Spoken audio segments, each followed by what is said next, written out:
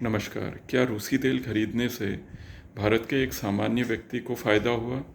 क्या ये सारे दावे सही हैं जिसमें सरकार यह कह रही है कि क्योंकि सरकार ने रूसी तेल खरीदा, इसलिए भारत का जो सामान्य नागरिक है उसको, भारत का जो सामान्य व्यक्ति है उसको रूसी तेल खरीदने से अप्रत्यक्ष तौर पे फ़ायदा हुआ? आइए इस पर एक संक्षिप्त चर्चा करते हैं। देखिए, भारत ने रूस से करीब $16 बिलियन का सस्ता तेल खरीदा और ये तेल, इसका परिशोधन मतलब इसको रिफ़ाइन और इसकी मार्केटिंग बहुत बड़े पूंजीपति जैसे रिलायंस या फिर इस तरीके की जो दूसरी कंपनी है नयारा, इन्होंने किया।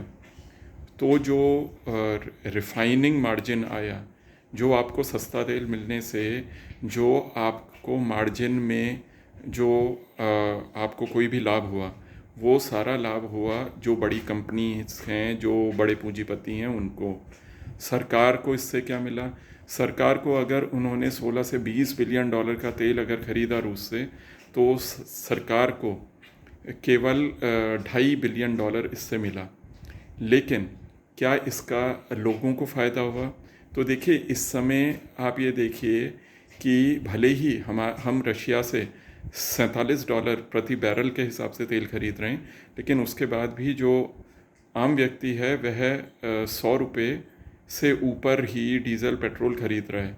तो इसका अर्थ क्या है? इसका अर्थ ये है कि जो डीज़ल और पेट्रोल से जो अप्रत्यक्ष तौर पे जो देश में महंगाई बढ़ रही है, उसका जो नुकसान लोगों को सीधा हो रहा है, उसकी तुलना में जो अप्रत्यक्ष जो फ़ायदा सरकार चीप रशियन ऑयल या सस्ता रूसी तेल के माध्यम से लोगों को बता रही है, वह जो अप्रत्यक्ष फ़ायदा है उसकी तुलना में जो लोगों को ₹100 प्रति लीटर का डीज़ल पेट्रोल खरीदने से जो प्रत्यक्ष नुकसान हो रहा है, सारी चीज़ें महंगी हो गई हैं, लोगों का जो कम्यूट है वह बहुत ज़्यादा महंगा हो गया है, लोग बचत नहीं कर पा रहे हैं।